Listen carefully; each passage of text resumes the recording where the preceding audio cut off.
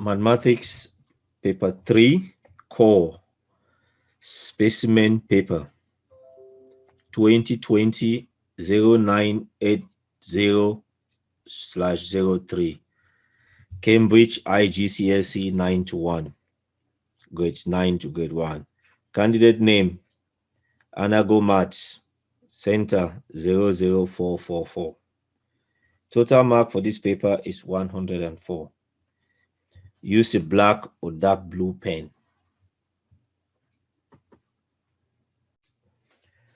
Question number 1A and question number 1B. You can press pause and have a go at the question. And when you're ready for the answers, you press play. Welcome back. The table shows part of a bus timetable. Yana leaves home at 10:50. She takes 14 minutes to walk to the bus stop at City Gate. At what time does she reach the bus stop? So she takes 14 minutes, 10:50 plus 14. You get 10 more minutes, it gets you to 11:00 plus another 4. So it's 11:04. That's when she reaches the bus stop. Part 2. She gets on the next bus at City Gate and travels to Kingswood Park. At what time does this bus arrive at Kingswood Park? If she is there at 11:04, that means the next bus that she can take is the 11:12 at City Gate. And that will take her to Kingswood Park at 11:50. So at what time the bus arrived Kingswood Park is 11:50.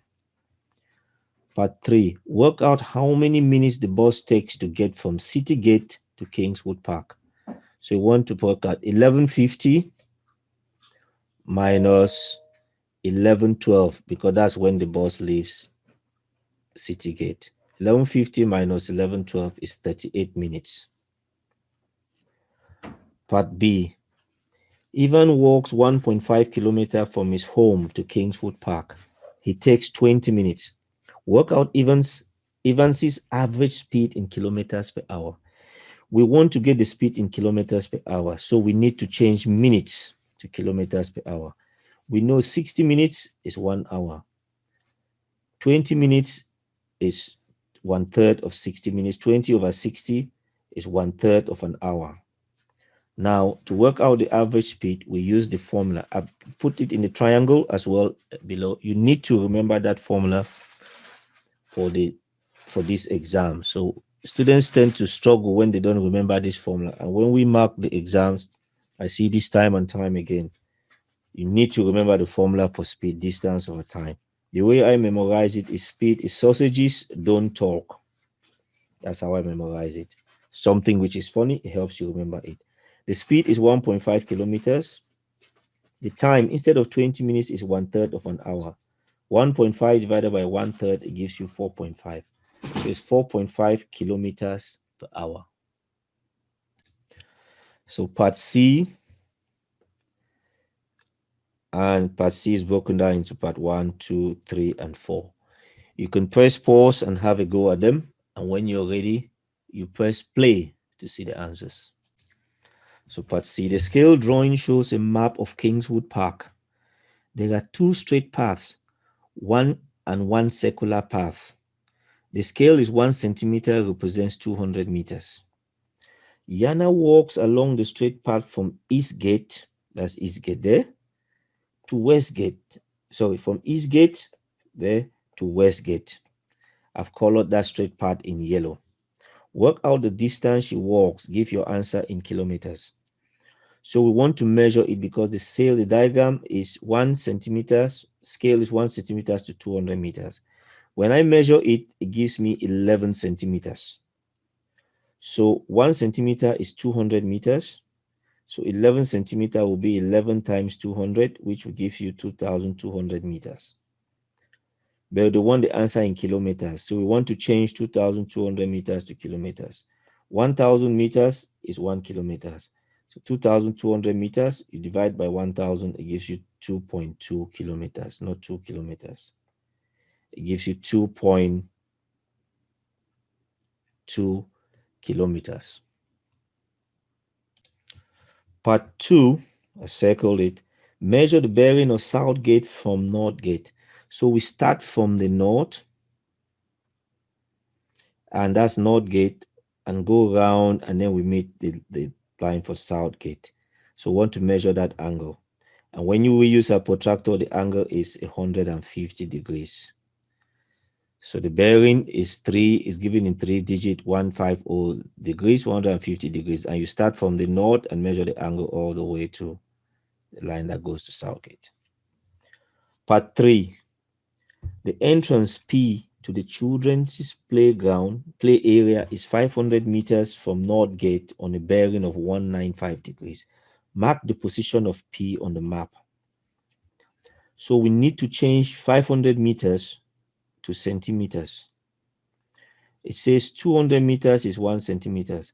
500 would be 500 divided by 200, which would be 2.5 centimeters.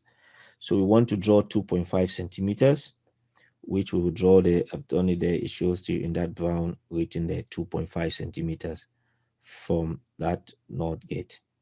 2.5 centimeters. The bearing is 195 degrees.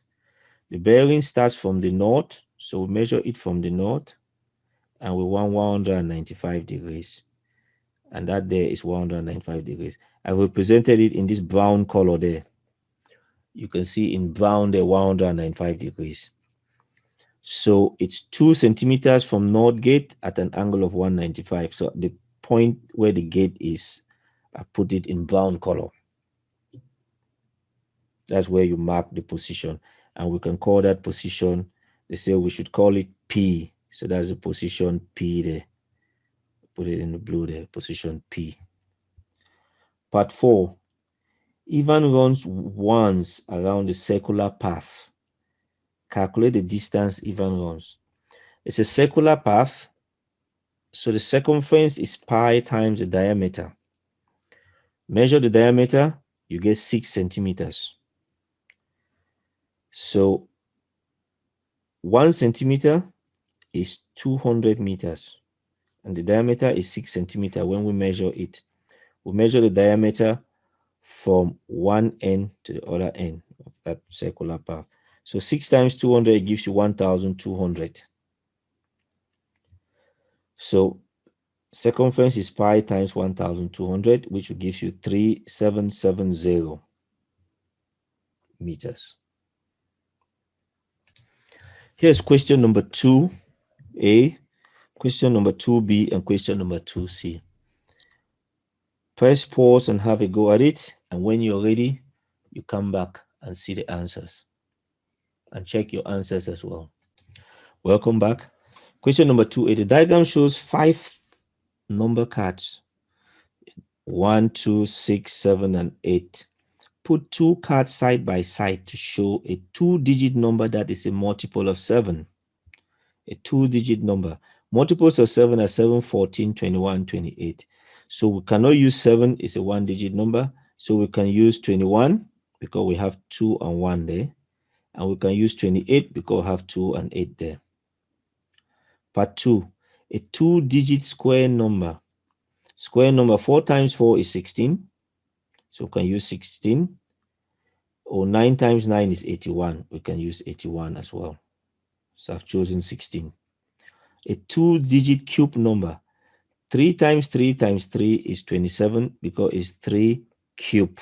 That's what it gives you, 27. So there's 2 there and there's 7 there. So I use 27. For this one, we had 1 there and we had 6 there. That's why I use 16. And we had 2 there and we had 1 there. So I use 21. A 2-digit prime number. Prime number can be 1. 17 is a prime number. 61 is a prime number. 67 a prime number. 71 a prime number. So I chose 17 because there's 1 there and there's 7 there. Part B. Insert 1 pair of brackets into this statement to make it correct. If you put bracket between bracket for 5 minus 2. 5 minus 2 is 3. So that gives you 5 minus 2 will give you 3. And then you will do 3 plus 3 is 6. 6 times 7 is 42 when you use bit mass. brackets, indices, division, multiplication, addition, subtract. So you multiply first, and then you would add them. And for part C, write 60 as a product of its prime factors. So 60 is 2 times 30. 30 is 2 times 15. 15 is 3 times 5. I've colored it yellow because they are prime numbers. So we can write it as 2 times 2 times 3 times 5. Or you can write it 2 squared times 3 times 5. Here is part 2 and D. Press pause and have a go. And when you're ready, you come back to check your answers. Find the lowest common multiple of 36 and 60. So use a factor tree to write the prime factors of 36. So that will be 2, 2, 3, 3. And we know the prime factors of 60. So we compare them now. There's 2 in both of them. There's 2 in the other in both of them, and there's 3. So we multiply those 2 times 2 times 3. And then we multiply by the rest times 3 times 5. That gives you 180. So the lowest common multiple is 180. And find the value of the cube root of 0.729. You put that in your calculator, you'll get 0.9. Oh, it's 9 over 10. It's question number 3. Question 3A, 3B. And you can press pause and have a go at it. And when you've ready, you come back and check your answers. Joel spins a fair 5-sided spinner, number 2, 3, 4, 5, and 6. Write down the probability that the spinner lands on an odd number. How many odd numbers are there? There's 2 of them, 3 and 5. So there's 2 odd numbers out of 5 numbers. 1, 2, 3, 4, 5. It tells you there are 5 numbers. 2 out of 5. It's a prime number. How many prime numbers are there? 1, 2, 3. So there's 3 prime numbers divided by 5 numbers. So it's 3 out of 5. The number 7. On the list, there's no number 7. So it's 0 out of 5, which is 0. Part B. The table shows the result of his first 20 spins. Write the mode. The most common is the mode. Which one appears the most frequent? It's 4. 4 has a frequency of 6. So it's the highest. The mode is common. The most common is 4. Calculate the mean. To calculate the mean, we multiply 2 times 3 plus 3 times 2 plus 4 times 6 plus 5 times 4 plus 6 times 5 divided by 20, because there are 20 of them.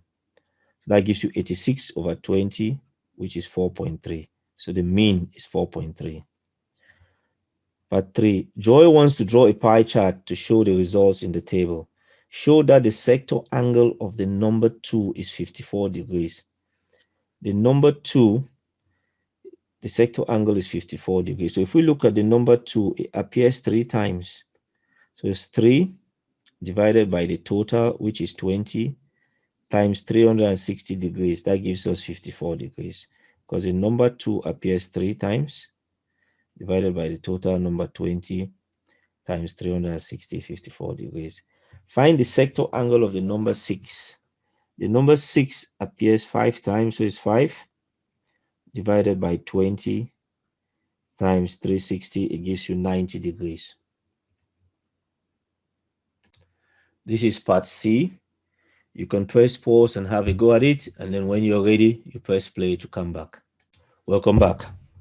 So for part C, Joel asked 30 students to guess the number that the spinner will land on next.